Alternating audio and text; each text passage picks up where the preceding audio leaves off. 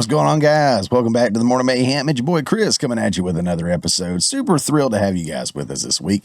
Man, what a week it has been. Obviously, you see I busted out the MAGA hat, right? It's been exciting. It's been exhilarating. So I thought I'd bust it out this week just because of everything that's going on. So yeah, super thrilled that you're here with us. We got quite a bit to cover, and we're going to jump into it in just a minute. But if this is your first time here, my name is Chris. This is the Morning Mayhem. This show goes up every Friday at 10 a.m. Eastern Time, usually. and the little segments throughout get broken up into little bite-sized pieces. I call those morning nuggets, and those get released throughout the week. Sometimes I have reactions that I'll do under the moniker of Mayhem Reacts. You may see those out there of movie trailers, music videos, all kinds of stuff. Let's see what else. And I've been doing some shorts lately. Reels, shorts, whatever you want to call them. And it's been fun. I just did, I'll release a little bit here and there, but people seem to enjoy them. So I may do some more of those. But this is the main show. I also pop in over on some other live streams, most notably, and you'll probably see it floating down here in the scrolling text in a moment. But every Saturday night, I co-host Off the Rails, which is a show over on Railify's channel. And I'll talk about that a little bit more in a minute, kind of what we had last week, what we've got going on this week, stuff like that. Promote it a little bit, help a brother out. But yeah, you can find me there. And like I say, usually here, first Monday of every month is Monday Night Mayhem. It's the only live stream that I host, and we'll tee up the next one here in just a moment. But guys, again, if you are new, if this is your first time, please stick around. Hope you enjoy it. The long format, if it's not for you, again, I do break down the segments into some smaller bite-sized pieces I call nuggets that I release throughout the week. So definitely check those if long format stuff isn't your thing. But if you do enjoy what you see today, I do encourage you to hit that like button. And hey, if you really enjoy it, subscribe. We are getting, again, very, very close to 1,000 subs here on YouTube. You may be watching this elsewhere. I do post this on multiple different platforms for, I would think, obvious reasons. But we are getting very, very close to 1,000 subs over here on YouTube. So if that's where you're watching, please consider hitting that subscribe button today. Turn on the notifications, all that good stuff. I won't blow you up with stuff. Again, a weekly show, and that's pretty much it. Guys, if you're returning, thank you for coming back, whether you're a sub or not. I just appreciate having you guys here, having your support, and interacting with you guys on social media, most notably on X. That's where I have been doing the most damage, and that's where I tend to kind of find the ease of use there. So I'm on all the different platforms. Links are in the show notes below, but if you're on X, I'm on X. Find me at My Morning Mayhem. Again, you'll see it scroll by at some point, but at My Morning Mayhem on pretty much any platform you can think of. All right, guys. So since the mainstream media isn't covering her and giving her props because, well, she's a conservative, and it's her husband that's in the role of the vice president for the Republican Party. Of course, Usha Vance is not getting the love she deserves. So before we continue with the show, I don't really even care about all this stuff. The identity politics and the virtue signaling and all this stuff. It's not my thing. Not really. Couldn't really care less. But you know what? If she was the second lady on the Democrat side, you'd be hearing all about it. First Indian American second lady of the United States, yada, yada, yada. But you're not hearing that anywhere. Why? Because the media is biased. Shocker, I know. But you know what? The Morning Mayhem may be a little biased, to be fair. I really do try to walk that line and bring you facts and bring you as much balance, as I can. So shout out to Usha, JD Vance, good on you, buddy. You look great up there. Your wife, she killed it, and super thrilled to have that representation on our side. And it deserves to be called out because, like I said, they'd call it out if it was on their side. So want to be the first, if not probably not the first, but I definitely want to be somebody to call it out. So there's that. I also want to give another shout out real quick to a friend of the channel, and he was actually on with us on Railify's Off the Rails just 2 or 3 weeks ago. It was Jake Chansley, aka the American Shaman or QAnon Shaman. Of course, that's not the name he goes by, and that was what the media gave him. He was part of the pardons, and I did see on X where he made a post. Got a lot of flack for it, apparently, and I actually had to go to bat for him with some friends, some liberal friends of mine, in the entertainment business. I'm an internationally award-winning filmmaker. I mentioned that a few times, but I rub elbows with other people in that community, and let's just say that some people kind of run away from facts when you present them. So I had to give some facts about old Jake and why he deserved this and why he deserves to, carry out his God-given and constitutionally protected Second Amendment right, which is what some people were giving him flack about. But you know what? He deserves it. Go get him, champ. So shout out to him. And like I said, he was on Off the Rails a few weeks ago. This past week, speaking of the show, we had the Based Mother on. Lovely, amazing, awesome woman, just a great guest, very insightful, and she seemed to have a good time. We enjoyed having her for sure. I'll leave a link to both of those shows in the show notes down below, so you can go check those out. But she was phenomenal. Absolutely enjoyed having her on. Looking forward to have her on again, and in fact, actually planning at some point to have her on this show for you guys. So we'll see how that goes. I'll keep you guys posted on that.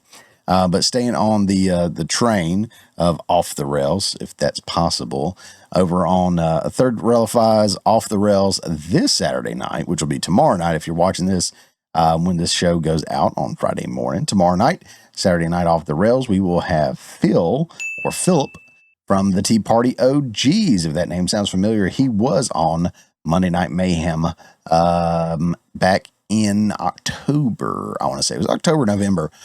We had Phil was one of the guests on our panel on Monday Night Mayhem, my live stream, and enjoyed having him, enjoyed interacting with him. I've actually been a guest on the Tea Party OGs with Phil and his co-host over there. So going to be great to have him back on with us, this time over on Sean's channel on Third Railify. So don't know if he's got a link for that yet, but keep an eye on X. We'll make sure all that stuff goes out as soon as we get up to it. And I guess the last thing I'll hit real quick is I mentioned it a few times, Monday Night Mayhem, which is my live stream. Our next one is going to be February 3rd. So it's only like a week and a half away, somewhere in that ballpark. My math ain't mathing right now, so, forgive me. But it's going to be February 3rd, 10 p.m. Eastern time, right here. And I've got, you know what? I'll go ahead and let the cat out of the bag. I've got my boy Sean from Third Railify and Robert of the Washcast. They will both be joining me. It's a small panel. Usually I have 4 or 5 or maybe more, but it's just going to be the 3 of us. The reason for that is it is our 1-year anniversary on February 2nd. And so these 2 guys have been incredibly crucial to the growth of this channel and my personal growth getting into this field. So definitely wanted to make this episode, this live stream, very, very special. So February 3rd, Monday Night Mayhem with Sean of Third Railify and Robert of the Washcast. It's going to be a great show, 1-year anniversary. Hope you guys will plan on tuning in for that. Of course, I'll continue to pitch that and push that as we get a little bit closer. All right, I think that's pretty much it. All right, guys. So let's go ahead and take a look at what we've got on today's show. All right, to sig hell or not to sig hell, without even going into that, you saw the thumbnail and you probably already know what that one's going to be all about. It's been all in the headlines. Everybody's talking about it. Next up, we got Trevor Noah back as Grammy host, which is really shocking to me because I didn't know he was still around. Next after that, Netflix is raising their prices again, which is, I tell you what, that's something they're really, really good at doing. Not as great at necessarily keeping the stream going when you're watching, I don't know, like a Tyson boxing match against one of those Paul brothers or whatever, but they're really, really good at continuing to raise their prices. Democrats no longer identifying with the party. not anything new there. Got a couple of folks we're going to talk about that are, kind of speaking up a little bit. And lastly, we got the Fantastic Four. They've got some artwork they're releasing, kind of raises some thoughts, ideas, questions about what that film is going to entail and where it is going to go, which comes out this year. So we'll be looking at that together. All right, guys, so that's what we're going to get into here in just a little bit. But before we do, of course, we have to roll out our clip of the week.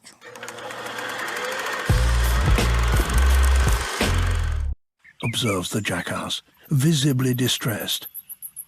This dumbass has been ousted from the White House. He is now relegated to the role of an onlooker as his nemesis assumes command.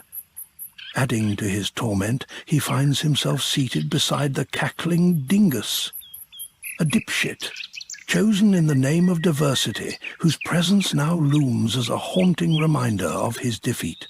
Although the jackass and the dingus are not alone in their defeat at the hands of the Donald. This crowd appears to be a veritable congregation of losers. In the second row sits a shriveled bag of sphincters, known to the world as Killary, with a long history of getting her ass kicked by the Donald. And so all we can do is observe in quiet amusement as this gaggle of dipshits gazes on in collective defeat.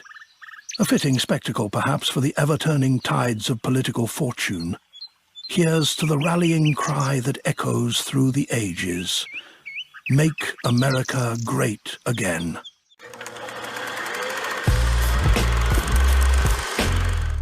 And of course, I absolutely love those, and they don't always have to be funny. To be fair, I do post that usually Monday morning. Of course, this Monday we had a lot going on, big day, so a little tardy on getting that out. But usually Monday morning I'll post a call for clips for the week.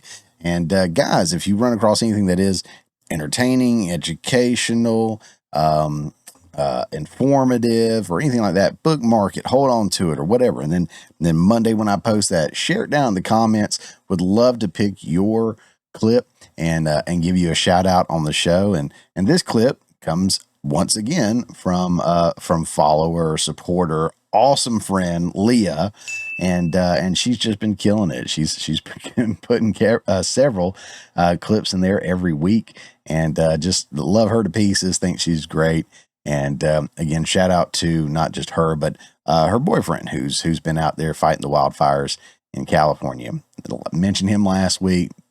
Ought to be right to mention him again since she came up. So definitely continue to keep them in your prayers as they work on that. And he's, stepping out there doing his thing. So shout out to Leah, guys. I would love to give you guys a call out on the show too. So whenever you see the call for clip of the week, holla at your boy. Throw it down in the comments.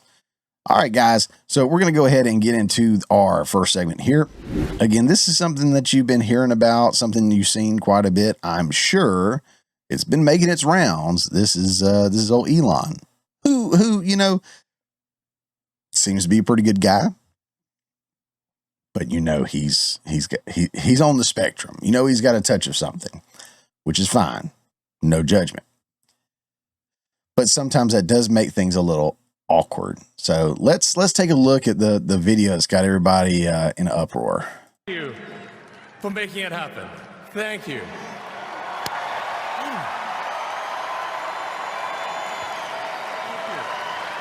My heart goes out to you. It is thanks to you that the future of civilization is assured. Thanks to you. Thank you for making it happen. One more time. Here it is. Thank you. Right there. So yeah, again, y'all seen this. Plenty of folks talking about it. What I've seen is the right is saying like, oh man, I ain't even giving this no time of day. I ain't looking at this. This is stupid. Y'all stupid. Why ain't anybody calling this stuff out? It's stupid. And the left is just going ham. Every network's calling it out. Every network, everybody's posting it on X. Every talking head, politician, celebrity is, oh, look at this, look at this, look at this. I'll be honest with you guys, and I'm sure some people are going to give me some criticism on this. I'm kind of somewhere in between. Here's the thing. I am a Trump supporter. I think what Elon does on a regular basis, as far as like X and Tesla, space, I mean, I think he does great work. But I'm also not the biggest fan of just blindly following people. Okay. So if someone does something, I'm okay with questioning it. I think we should always question our leaders. We should always question everything, to be fair. Again, a flashback to having Jake Chansley on Third Railify's channel. I mean, we talked a lot about like just questioning all kinds of stuff and seeking out those answers and stuff. I mean, he went super deep, don't get me wrong.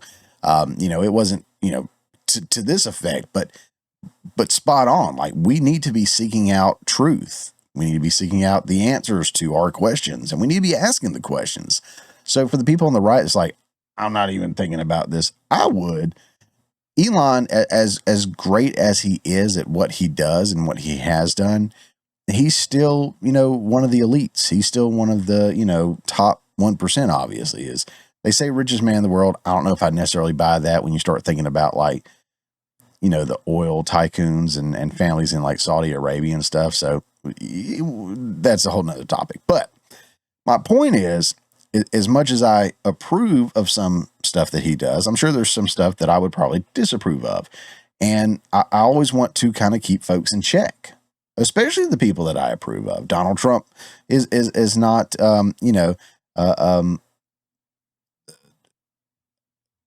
on with it. Yes, get on with it. My mind just went blank. I can't think of the word I was trying to use. Immune, kind of like pardons, immune people from charges, like the immune systems that are wrecked because of a Dr. Fauci. Anyways, spiraling. Here we go. Trump's not immune to it either. I will question Trump in a heartbeat. And that's something that a lot of people on my side, as far as like conservative commentators, have all said, oh yeah, we'll call him out. We'll mention this. Well, we need to be calling this out too. Like, okay, did he mean anything by it? What are his ties? What other stuff could be leading him to want to do something like that? At the end of the day, it's very, very simple. Once you look at who he is, you look at the context of the situation, he's giving away his heart. He didn't mean anything by it. But if you don't at least question it a little bit, then I question you. Like, you should question things enough to find the answer. Now, don't get me wrong. It didn't take long to kind of figure this one out. But at first glance, if it didn't make you go, you may be no different than the liberals that are just blindly following, Biden and the Democrat Party. Okay, now vote for Kamala. Okay, now take your, mRNA shots. Now do, whatever it may be. Don't be that. Don't be blind sheep. Ask questions. Seek the truth. Again, on this one, you didn't have to dig long, but that didn't keep other people from keeping the pot stirred. So let's go to one of our favorites, Alexandria Ocasio-Cortez. Just to be clear, you are defending the Heil Hitler. See, I can't even say it, so I don't care anything about it. Salute. That was performed and repeated for emphasis and clarity. People can officially stop listening to you as any sort of reputable source of information now. You work for them. Thank you for making that crystal clear to all. Well, who's she talking about? The ADL. The ADL is so quick to jump out there and lash out at anyone who might be somewhat anti-Semitic, which usually they pick on people on the right. But even ADL said this is a delicate moment. Sure, props to them. That's fine. It's a new day, and yet so many are on edge. Our politics are inflamed, and social media only adds to the anxiety. Agree, 100%, right there. Everything that was just said. It seems that Elon Musk made an awkward gesture. And again, I said this earlier, Elon is an awkward dude. He does awkward things. He's on the spectrum. They're just awkward. I don't want to say weird or crazy. I mean, it's just kind of awkward. Like, what do I do with this flesh suit?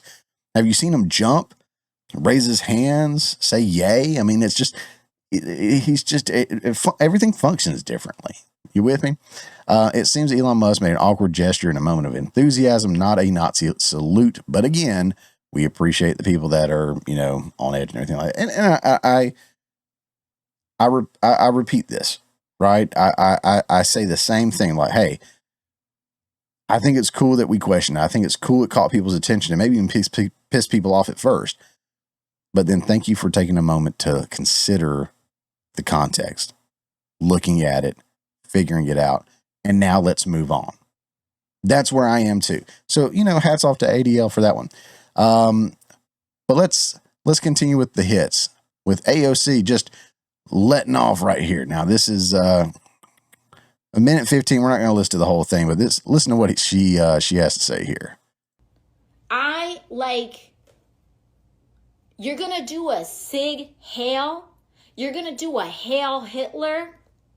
Or their rebrand a Roman salute from behind the presidential seal of the United States of America? It's on. It's on. And what is so important for us to understand is that as long as we don't give up, it's not over. It's not over. It is not over. Except it pretty much is. You guys lost. Uh-oh, retard alert. Retard alert, class. Sorry. And I'm going to say something, again, people may go like, Chris, what are you talking about? AOC, at times, is the furthest left, craziest one out there in Congress, right? But then in other times, she's one of the more grounded and based in reality people in Congress. It's really weird. I think it has to do with her age, to be fair, that she's so young. She's not so removed like all the 60, 70, 80-year-old politicians that we have up there. So that allows her to be still more connected and grounded in that sense. But she's still a psycho. Whatever. But yeah, she's all about it. Again, she is more of a celebrity than a politician. That's really what she wants to be, I think, and that's what she's turned into. But here she is, and a lot of the left calling out Elon Musk for making the hand gesture, right? It's clearly can only be one thing. Now, again, other content creators have covered this. I wanted to cover it too, just because I thought it was a very touchy subject, but I also wanted to make sure I made my point that we should always question things as well. And I think I've made that point. But let's look at some other folks on the left. Has anybody else done this and we maybe not make such a big deal out of it? Oh, there's America's sweetheart, Taylor Swift. What is that? Whatever Norm Macdonald said. And then, hey, look, it's Obama. Zig Hale. That was more Clinton, wasn't it? Forgive me. Hey, what is this, Elizabeth Warren? She got off her reservation and she's all about some Hitler, right? That's crazy. There's Waltz. He's on Waltz out talking about some Hail Hitler. What's up, Hitler? Yes. Y'all know. Come on. All right. And then. We're not going back. What? We're not going back. What are you doing? We're not going back. That was a team made for each other. Waltz was out there didn't even have to limp wrists. He was just straight as an arrow out there, right?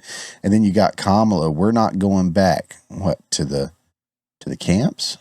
What are you talking about with that hand gesture there, right? And then oh no. Is it AOC herself that's doing it? Shocking. Shame. But you know what? I didn't hear us like causing a big scene on that, saying like, oh, look, here they are doing the sign. Here they are, praising everything that Trump and anyone associated with him has done has constantly been associated in some kind of way, linked in some kind of way, referenced in some kind of way to Hitler. He had a rally in Madison Square Garden. Well, so did Hitler. Well, so did a lot of Democrat and and Republicans, don't get me wrong, too. But, I mean, so did other presidential candidates and other presidents for other things. I mean, why are we going to Hitler for the comparison? Oh, look, he did the thing. He did the thing like Hitler did.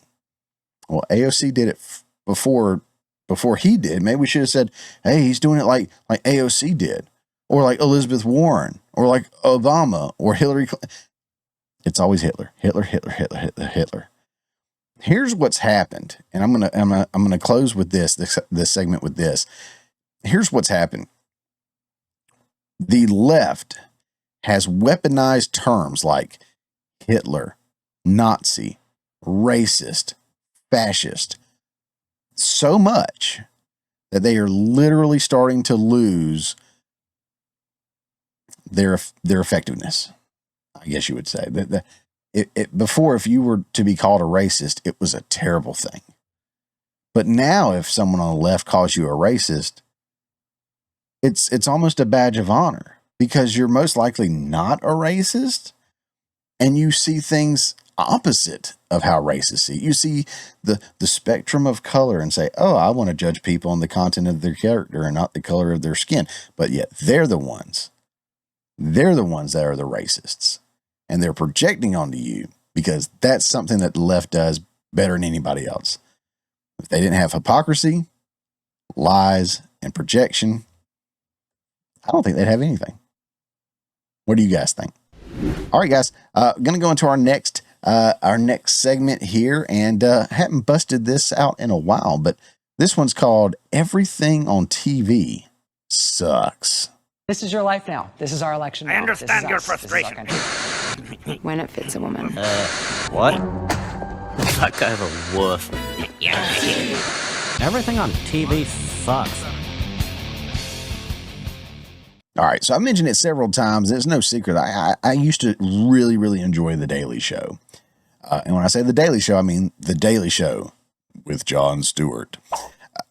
It's actually the show that got me more interested in politics and how things work. And so I thank Jon Stewart most heavily for that. But the cast and everybody that was involved in that show back then, awesome. That's where I even liked Stephen Colbert. And apparently that was a character, because as soon as he got on late night TV, I couldn't hang with him. I was so happy that he got his gig. I actually followed him over there, watched him for a few weeks or a week or two, maybe, every night. And I was like, one of us, he's over there. Yeah, he's somebody who can bash the left, bash the right. He's funny. I like him. And he just totally sold out. And I almost took it personal. It hurt my heart. Also gave this next subject right here that we're talking about, who is Trevor Noah, I gave him a chance on The Daily Show. I was like, okay, here's this guy. That was the worst gig I think he could have had. He's not funny to me, or seldom is he funny. He's got some moments. In fact, there is one line he said, one thing that he said that I really, really liked. In fact, if I can find it, I'll throw it in. I think that he went about it the wrong way. I don't think he understands. What is the right way? When people say that, I'm always fascinated. What is the right way? Here's the deal. So here's a black man in America who says, I don't know how to get a message across. If I march in the streets, people say I'm a thug. If I go out and I protest, people say that it's a riot. If I bend down on one knee, then it's not. What is the right way? That is something I've always wanted to know. What is the right way for a black person to get attention in America? Taking it out. I thought that was fantastic. And it's not obviously exclusively for black Americans that are protesting, but just honestly, like, what is the best form of protest? What is the best form of getting your message across when nobody is listening? And my heart felt that one. I'm like, yeah, we need to be having more conversations. But that's the problem, is usually the ones that are upset and protesting and all this and that aren't willing to have the conversation. They just want to make, a stir and get some spotlight and get their 15 minutes or whatever it is. I don't know. But they don't want to actually have the conversation. And they don't want to negotiate. They want their way or nothing at all. And that nothing at all allows them to remain victims. And that's what they want to be. A lot of people just want to be victims. enough on all that. But again, Trevor Noah, he is going to be hosting the Grammys again. This is his 5th year straight. This was just recently announced. And again, I don't know. And maybe it is just me. Y'all tell me what you think. But I don't think he's that funny. You know what I'm saying? We'll read a little bit here. I think Variety's pretty good at doing short articles. So we'll check it out. It says, Emmy-winning comedian Trevor Noah will return as master of ceremonies for the 67th Annual Grammy Awards for the 5th consecutive year. And Noah will also serve as a producer on the show. As previously announced, the 67th Annual Grammy Awards telecast on CBS will continue to be held on February 2nd at the Crypto.com Arena in Los Angeles, but will have a renewed sense of purpose, raising additional funds to support wildfire relief efforts and honoring the bravery and dedication of first responders who risk their lives to protect ours. Right on. According to last week's announcement, Grammy Week has also been abbreviated and will focus on the Musicares benefit, the Clive Davis pre-Grammy Gala, which has become a fire relief fundraiser, and the show itself. The show will be broadcast live on the CBS television network and will be available to stream live and on demand on Paramount Plus. In an interview with Variety days before last year's show, Noah was asked what the most nerve-wracking aspect of the job is for him. I know this sounds like a weird thing to say, but you don't want to disappoint the artists you love. That's part of the problem right there. And we're going to get into that a little bit more, not too deep, but just a little bit more. And shockingly, we're going to hear from someone else who's a super crazy woke TDS lefty that agrees with what I'm saying here. Let's see. It says, like, I cannot imagine what it would be like to tell a joke and turn and see Beyonce going, shakes his head and scowls, because that would mean whenever I listen to Beyonce's music, I would forever have that image in my head. If you don't do well for a home audience, okay, some people are going to comment online, but to have the look of disappointment come from an icon or somebody that you really love, I do not wish for that experience. So I work twice as hard. Here's the thing. That's not comedy, right? The idea is to make them laugh. And sometimes, like, calling them out makes them laugh. I mean, people need to learn how to take jokes again. Laugh at yourself. Nobody's perfect, especially Beyonce. Who knows what all she's been up to. Anyways, this is from last year. This is from Daily Mail. And Howard Stern. It says, Howard Stern roasts Grammys host Trevor Noah for being too positive at show and laments fans killing Joe Coy with criticism after Golden Globes. Of course, there was that. Howard Stern mercilessly mocked Trevor Noah for being too positive while hosting the 66th Annual Grammy Awards on Sunday night. Despite receiving rave reviews for successfully helming the 3-hour ceremony for the 4th consecutive year, the comedian 39 couldn't escape a critical review from the outspoken radio personality 70 during Tuesday's episode of The Howard Stern Show.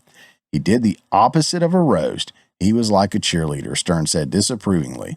He didn't say one negative thing about anybody. And the article goes on. Guys, I link everything down in the show notes below. You can go check that out to see more in depth of what Howard Stern said. But like I said, I'm not going to go too deep into it because it was a year ago when he said that. But it's more of the same. He's there to please the mainstream folks, the celebrities, the left, the wine and dine them. He's not there for us, so why would we tune in? And are we tuning in? So I've got a graphic that I used last year when I was talking about ratings for these award shows. This one's from the Grammys. And I know my logo down there's kind of got it cut off. But if you look right there from 2020, let's see, from 2020, I think it is 23, 22, 21, 20. So 2020 was his first year there, right? And there you got a extreme drop, which is crazy for two reasons. One, it's right after his first time. So did he bomb that bad that nobody wanted to tune in the following year? And then two, that was COVID. 2020 was COVID, right? Maybe going into 2021, I guess February of 2020 was kind of the start of all that. So 2021's COVID. No one had anywhere to go, anything to do, and they still didn't watch the Grammys. So I say all that to say this is I don't think he does a great job. I don't think it's very entertaining for the audience. Now, the audience, as far as the artists go, I'm sure they love the attaboys and the yes ma'ams and the yes sirs and the oh, you're so great, and let me supple at the teat of your awesomeness. But if we're not tuning in, they're not doing the award show, or they're definitely not going to air it at least. And if they're not airing it and they're not making any money off of ads and stuff like that, then they're probably not going to do the award shows, and that sucks. I mean, for me as an artist, of course, this is the Grammy, so this is music, but me as an artist, I don't even care about the award shows that much anymore because they just don't mean anything. It is nothing but a bunch of, Hollywood elites slapping each other on the back saying, hey, way to go, buddy, way to go.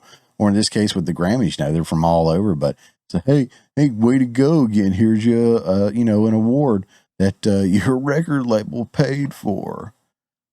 I mean, we know that these things happen. The studio pays for them, the record label pays for them. They petition for it, whatnot. It's all a joke, and the biggest joke I think is bringing Trevor Noah back. Super not blown away by that announcement, but yeah, let's see how it goes. What do you guys think? Are you Trevor Noah fans or not? I'm personally not, but we'll see. All right. Next up, and I hate this. Netflix is raising their prices again.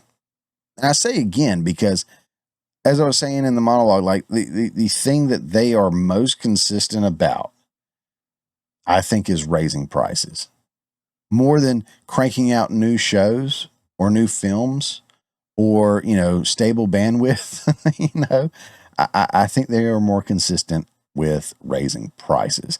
Let's take a look at this article real quick. We'll do a pretty quick dive into this one, and I'll throw something else out there at the end here of this segment that I like to support. Someone else I tend to point people to, but Netflix is raising prices again as the standard plan goes up to $17.99. So that's $18. Netflix cheapest plan in the U.S. with ads will go from $6.99 to $7.99 per month, while its priciest subscription is nearly $25. $25. Man, I remember when I was learning filmmaking on YouTube University, I would watch a show, and I'll give them a plug real quick because they really did teach me how to be a filmmaker. I watched a show called Film Riot. It was like going to school. And learning from people that were actually out there doing it. Watched every episode they ever did. Fantastic. Love those guys. And they would have ads that they would run. And they would make them funny, silly little ads, for whoever they were working with. Well, one of them was Netflix. And this was a company where you could rent movies through the mail. So what is this Netflix? It's all online. And there's over 90,000 titles, including a lot of Blu-ray. And there's 40,000 shipping centers, so you get it overnight. That's right. That's how long that I've been watching YouTube and Film Riot, and I remember Netflix and all that good stuff, was back when you could order through the mail before it was streaming. Prices were incredibly reasonable. They went to streaming. Prices were incredibly reasonable. There was so much content out there. It was like, this is great. Well, then they started losing content. They started raising the prices on everything. The quality of stuff went big old mess. But you know what? They kept on it, and they kept on it. But yeah, how the turntables have because we don't need Netflix anymore. If you want Netflix, go for it. I have Netflix because it comes with my cell phone plan for free, which is pretty cool. But to be fair, I don't watch Netflix very much at all. In fact, I canceled Netflix before I changed to this provider a few years ago. I think it was the I don't remember the name of the show now, but it was the one with the little kids on there that was dancing and gyrating and wearing hardly anything. It was like a pedo show, and I wasn't giving them my money, so A lot of people left when that came out, so I'm one of those. But I'm back again. I'm not paying it with my money, so whatever. But let's scroll on down here. It says Netflix is raising prices yet again. In its latest earnings report released Tuesday, the streaming service announced that we are adjusting prices today across most plans in the U.S., Canada, Portugal, and Argentina. Netflix spokesperson Momo Zoe, I guess, tells The Verge that the ad-supported tier is increasing from $6.99, whatever. We can read all that in the chart. Boom. History of Netflix increases. I really liked this chart, and I think you guys, should be able to see everything. So this is where we were. $7.99 for a standard plan. Completely acceptable. $8 a month. Sure. That was HD on 2 screens, right? 2011, July of 2011. So summer of 2011. Then as we move along, we go from $7.99 to $17.99. But now they got that ultra plan, the premium. It started off at $11.99, which 4 screens, 4K, that's pretty reasonable too, I guess. $11.99, right? That was in April of 2013. Now it's going up to $24.99, $25 a month. Okay. Then your standard plan there, of course, we talked about it going to $17.99, and then they started a basic plan that continued the $7.99, and now it went up to $11.99. I guess they discontinued that. I don't see any more, so I guess that one went away, and I'm guessing it got replaced with the standard plan with ads, which is now what I have, because that's how the carrier will cover. Whatever, I don't care. But HD 2 screens is the exact same as the standard, but now they're throwing ads on there. So you're paying $7.99 a month, which again, incredibly reasonable, but you're also getting the ads, which part of getting these streaming platforms was to avoid the ads, right? And everybody's basically brought those back. HBO Max, whatever you want to call it, Netflix, Hulu, all these guys. I mean, you're getting ads everywhere now, and you're paying for their service. It seems to be a little off. You know what I mean? Like if you're paying for the service, are you not paying to bypass the ads? I mean, yes, you're paying to be able to stream what you want when you want, but that used to be part of it. So now they're making money off of your subscription and making money off the advertising dollars. They're essentially now the same as a cable network or satellite network or whatever. And if you've got all the different platforms, you're paying the same as you used to pay, I'm sure.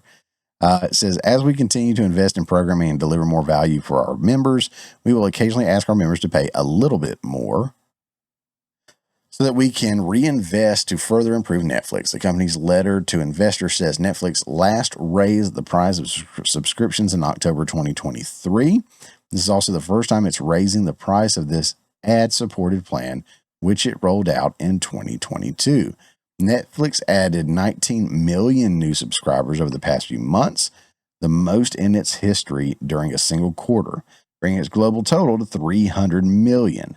This is the last time Netflix will reveal how many subscribers it added during the quarter, as the company said last year that it would only announce major subscriber milestones as we cross them starting in the first quarter of 2025. Of course, they don't want to say losses, gains, or anything like that because it's overly revealing as to the health of their platform. But if they're gaining so many people, then why do they need to raise the prices? Why do they need to raise the prices? They're making more money now, and most of us aren't even watching the stuff. Like I said, I know I'm not. I mean, we're watching Paramount Plus and Max more than anything.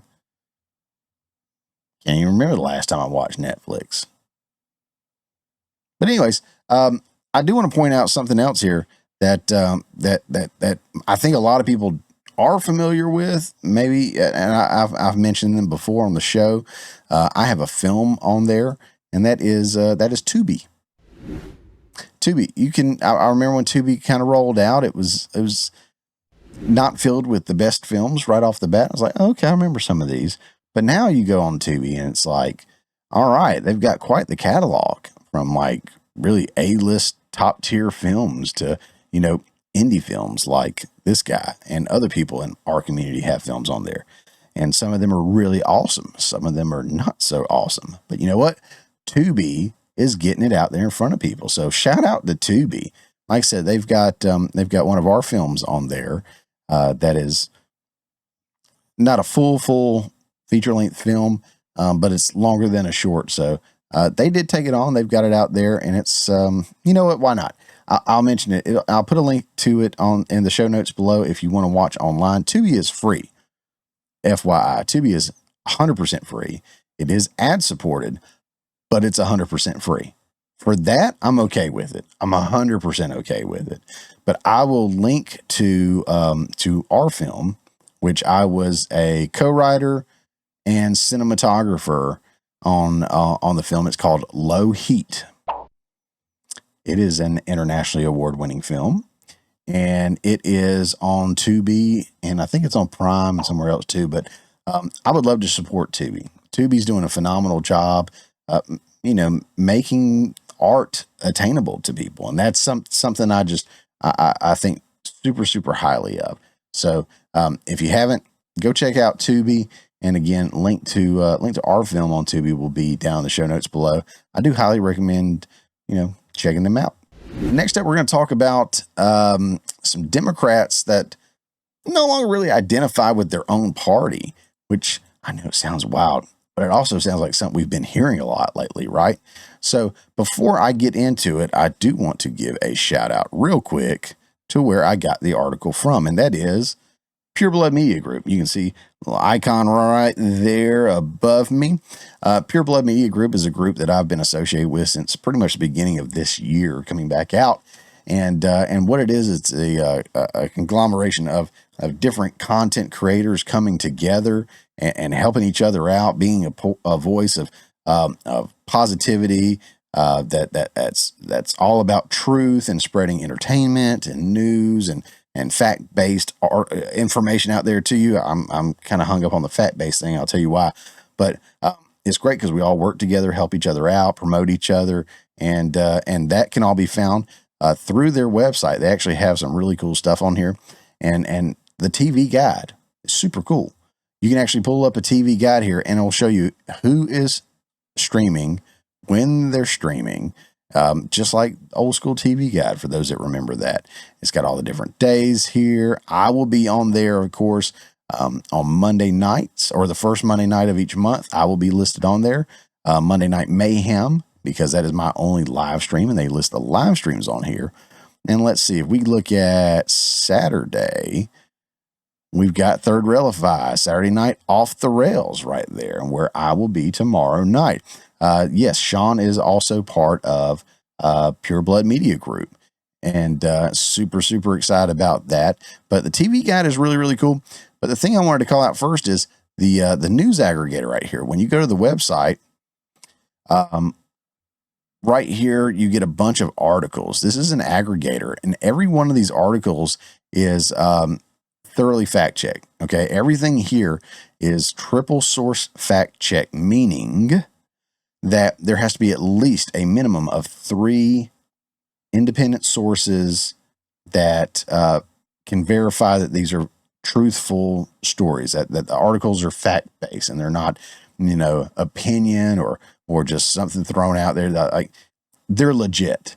This is one of the best places that I have found to find articles that have gone through the process of being fact-checked, not by, Facebook fact checkers, but all they're saying is look, we found enough other articles, sources, what have you, that support this being truthful. That's good enough for me. I think it's great. I think it's fantastic. But guys, the link to them is always in the show notes below. Again, I am affiliated with them. I get nothing for you going to check them out, nothing at all. But I just got to promote them. I think they're doing a fantastic job over there. Everybody over there is doing awesome. So PUREBLOOD Media Group, go over there, check them out. The link's down in the show notes below. You'll even see it on the little scroll text up there, come through every now and then. But go there and check out the news aggregator. It's fantastic. And if you're looking for somebody to watch, go to the TV guide and you can find your favorite PBM creator or a show or whatnot here, and go tune in. You see when they start, when they stop, and yeah, go do your thing. It's fantastic. So shout out to them, because again, this next article comes from them. This is from One American News. And again, I found this article through the news aggregator, and I definitely want to give them a shout out for this. So this says, Fetterman denies party affiliation switch amidst rumors. Not going to happen. So if we look down here, it says, and again, we've kind of been hearing this anyway from Fetterman, right? People are like, why is he talking like this? Why is he voting like that? Let's take a look. It says, Democrat Senator John Fetterman recently shot down rumors that he planned to leave the Democrat Party in favor of the GOP. Speculation surrounding Fetterman's potential party affiliation switch followed after stating he's not rooting against Trump, along with his support for the Republican-led Laken-Riley Act. Laken-Riley, Georgia girl, great act, great policy that just got passed. Super excited about that.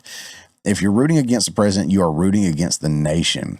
Fetterman stated in December, so country first. I know that's become maybe like a cliche, but it happens to be true. Laken-Riley Act, named after a 22-year-old woman killed by an illegal immigrant in Georgia last year, requires the detention of undocumented immigrants charged with theft along with other crimes. If you're here illegally and you're committing crimes, I don't know why anybody thinks that it's controversial. They all need to go, Fetterman stated regarding the Laken-Riley Act. New, John Fetterman says if Democrats can't get 7 votes in the Senate to pass the Laken-Riley Act, then that's the reason why we lost. If you're here illegal and you're committing crimes, I don't know why anybody already said that. Yeah, so here's the thing. He's right. The fact that he's like, I'm not rooting against the president of the United States. I'm not rooting against America. This is an American first guy. Right? Make America great again. He would probably wear one of these while also not necessarily supporting Trump, but he believes in this message. America first. And that's what's crazy, is that's what old school Democrats used to be. It's so crazy, like, to hear him say that, and people are like, oh, well, then you're starting to sound like a Republican. Good. Democrats need to start sounding more like Republicans. Some of the Republicans probably could benefit from sounding a little bit more like some of the Democrats.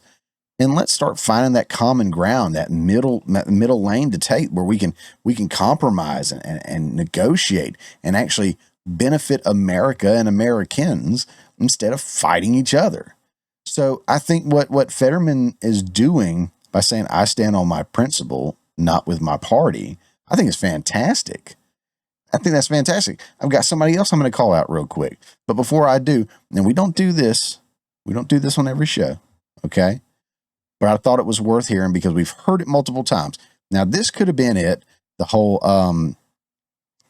if you're rooting against the president, you're rooting against the nation. That could have been it. But I didn't pick that one. I picked this other one. Folks, we're going to do our very first quote of the week.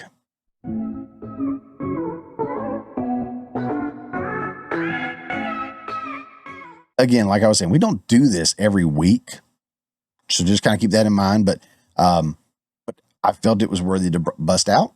It's our first time doing it, and it's one that needs to like resonate with people to understand what's happening right now. Because there are Democrats that love the Democrat Party, but they're not in love with the direction that they're heading. This quote of the week, actually comes from Mayor Eric Adams of New York. The Democratic Party left me. A quote of the week, the Democratic Party left me. How many people have said that? Bill Maher's basically said that. Elon Musk has said that.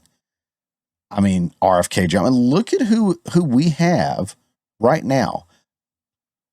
Trump, former Democrat. RFK, former Democrat. Elon, former Democrat.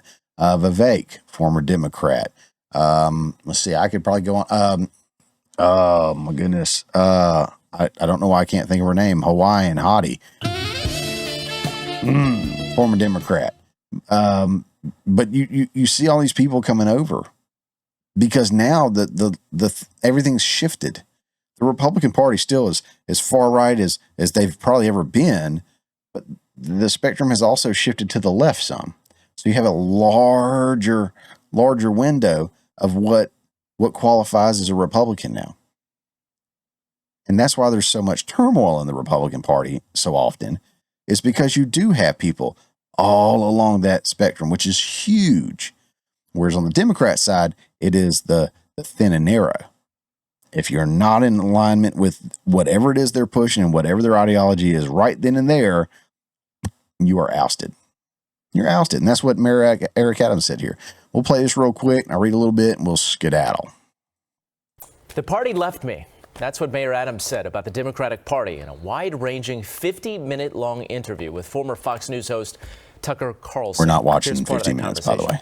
So people often say, well, you don't sound like a Democrat, and, you seem to have left the party. No, the party left me, and it left working class people. And our conversations that we should be talking about are not the issues that everyday people that are in power are talking about. People are concerned about the future of their families, and that should be our focus, and that's the focus of this administration.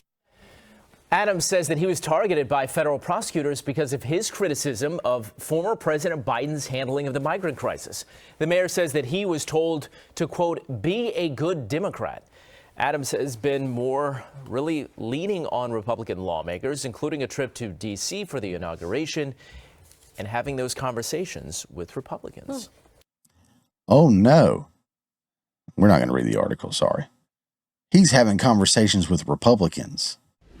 He's sounding more like a Republican. He spoke up against the failed Biden administration. Oh, no. Why is that so party specific?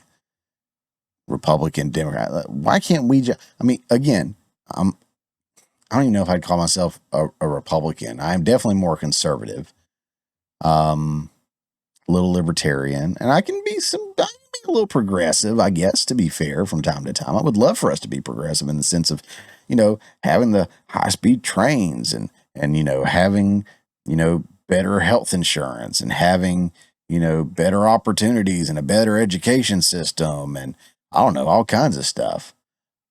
But we can't get there because the progressives are way too far ahead of what they're trying to do. And the conservatives, some, don't want to progress at all, while others are trying to find that middle ground. Like, hey, how can we, remain conservatives and strong in our roots and be a strong nation and pay our debts and do what we're supposed to do, but also, be progressive and grow as a nation. Again, you have that spectrum, right? So you got people like Mayor Eric Adams sounding more like a conservative. You got Fetterman sounding more like a conservative. You got all these Democrats, I was saying, have moved over to the Republican Party. It's nuts. It's crazy. But again, it's not them leaving the Democrats. It's the Democratic Party leaving them. Again, shout out to Mayor Eric Adams for providing our quote of the week. That is, the Democrat Party left me. And that's something that we see all across the board. All right, guys, last story that we're going to get into here, a lighthearted story, I guess you would say, leaving the politics behind a little bit. So we're gonna talk some entertainment news to wrap up our show, and this goes to Marvel. This is the Fantastic Four artwork that is being released. I'll pop this on up. Actually, before I do that, you guys may remember, if you are a fan of Marvel or the past Marvel that was really, really good, the current Marvel that, or something somewhere in between. Okay. Or you just like superhero movies, films, whatever. You probably remember this. There is one very, very important character that is required to do Secret Wars justice. Ladies and gentlemen, as proof of the unimaginable possibilities in the Marvel multi-universe, we give you the one person who could play Victor Von Doom.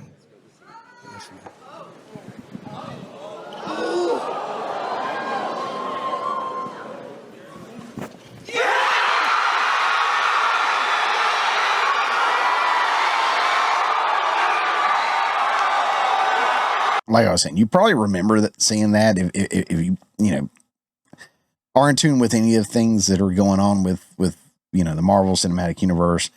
That's either the craziest move they've made or the smartest move they've made. I'm not really 100% sure on that, but I wanted to refresh our memory of Dr. Doom or whatever, Von Doom, as we go into the Fantastic Four, because he's part of that, but I don't know if he's going to be part of this film. I don't think it was clearly said, but it looks like it's set up to be that way.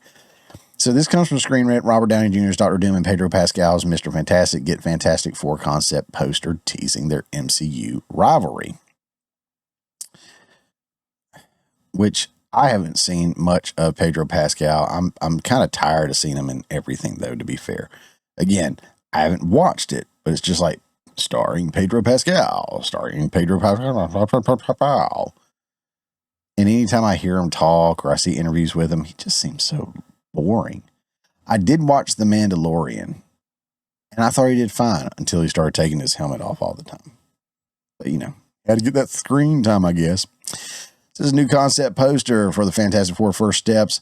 Pits Robert Downey Jr.'s Dr. Doom against Pedro Pascal's Mr. Fantastic by parroting the new trailer for Daredevil Born Again, scheduled to be released on July 25th as part of the Phase 6. The Fantastic Four, the First Steps, will mark the debut of Marvel's first family in the MCU.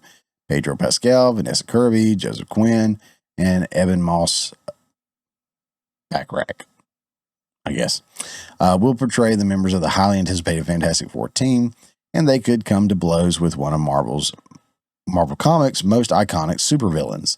Following the release of the first trailer and poster for Daredevil Born Again, which will also premiere in 2025, which everyone is super excited about that one. That trailer looked awesome. And I haven't seen The Punisher or Daredevil. I didn't keep up with any of that stuff. But I know enough to where I see a trailer that looks good. That looked good. It looked real good. And apparently, the people that were fans of the Daredevil series or the Punisher series, all that stuff prior, they're excited about it. They're saying this looks like old school. This looks like what we wanted. So I'm thrilled about that. Good on you guys. Let's see, but blah, blah, blah, blah, blah, which also premieres in 2025. Our Infinity shared a parody concept poster that features Pedro Pascal's Reed Richards opposite Dr. Doom in place of Daredevil and Kingpin, respectively. Robert Downey Jr. has been confirmed to be appearing as Dr. Doom in Avengers Doomsday and Secret Wars, though there's speculation he could debut sooner. Marvel Studios now has the perfect opportunity to bring this iconic Marvel characters rivalry into the MCU. All right, so this is a parody artwork.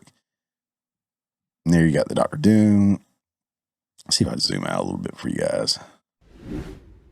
Yeah, there we go.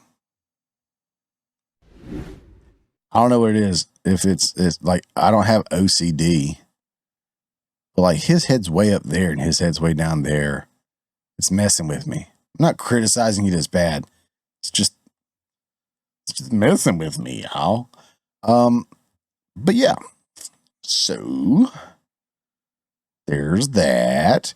This is what the Dr. Doom versus Mr. Fantastic concept poster means for the MCU. Currently, Robert Downey Jr. hasn't been confirmed to be appearing as Dr. Doom in the Fantastic Four First Steps, though there have been rumors that he could pop up in the movie's post-credits scene. This concept poster suggests that Doom could play a larger role in the upcoming reboot, perhaps being depicted as a villain alongside Ralph Ineson's Galactus, which I remember Galactus because I remember I used to watch X-Men, and I used to get into that a little bit and some of the comics surrounding that. So I remember Galactus popping up. Julia Garner's Shala Bal, I don't know. That's the Silver Surfer, I think. The gender swapped Silver Surfer, which was like another issue that they had with this film. And possibly more. This would provide Marvel Studios with the best opportunity to explore the complex relationship between Dr. Doom and Mr. Fantastic. So who knows? But I did see this article pop up just before I started recording, so I wanted to cover this real quick. This is from Variety. It says Benedict Cumberbatch texted Kevin Feige, "What the F?" over Robert Downey Jr. as Dr. Doom. They won't face off until Secret Wars in 2027. Boom. Now that could be really, really cool. I'm just saying. I like the first Doctor Strange movie and how all the rules could be broken and everything. I loved the imagery and what they were able to do with that. I thought it was great. And I wanted to see the second one, but I heard it was so awful that it made the first one like kind of like Joker 2. Like you just, there's no coming back from it. So I won't see it. Sorry. This is Benedict Cumberbatch revealed during an interview for Variety's Sundance cover that his immediate reaction to the news that Robert Downey Jr. was returning to Marvel as the villainous Doctor Doom was complete and utter shock. After all, Cumberbatch's Doctor Strange shared many scenes with Downey's Iron Man in films like Avengers Endgame. Downey's surprise Doctor Doom role was announced to the world at Comic-Con last year, and Cumberbatch immediately grabbed his phone to message Marvel Studios chief Kevin Feige. I texted what the F, and then quickly added, good what the F. I mean, good what the F, Cumberbatch said. Downey will debut as Marvel villain in 2026's Avengers Doomsday, which will also mark the returns of longtime MCU directors Joe and Anthony Russo, which they did a fantastic job on everything that they worked on. But Cumberbatch's Doctor Strange will not be facing off against Doom in that superhero tentpole. Is that a spoiler? He asked. F it. According to Cumberbatch, plans for Doctor Strange to appear in the next Avengers movie were overhauled when Jonathan Majors got axed by Marvel after he was convicted of assaulting his ex-girlfriend. Majors' villain Kang was going to be the new Avengers villain. That duty now falls to Downey. And Cumberbatch said Doctor Strange sitting out Doomsday has to do with the character not aligning with this part of the story, but Doctor Strange will be in a lot of 2027's Avengers Secret Wars and is quite central to where things might go, the actor teased. All right, so moving on from there. What do you guys think? Are you guys still watching the shows? Are you watching the films? Are you excited about the Fantastic Four? I mean, it's Marvel's first family. You kind of want to be excited. You kind of want to see them come back with a great film. The cast looks solid. Again, I don't know if I'm a fan of Pedro Pascal, to be fair. And the gender swap Silver Surfer just kind of, pissed a lot of people off. Even though it's in the comic book, doesn't mean it's in the good comic books, to be fair.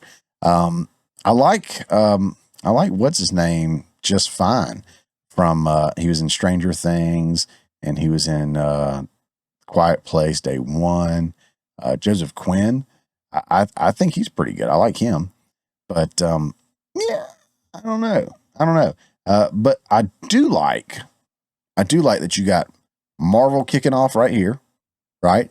At the same time, you've got the DCU kicking off with the Superman movie. I'm interested to see where they go with that. And if they are going to start truly rivaling. Did I have a stroke? If they truly start to rival one another with great quality films, which is yet to be seen.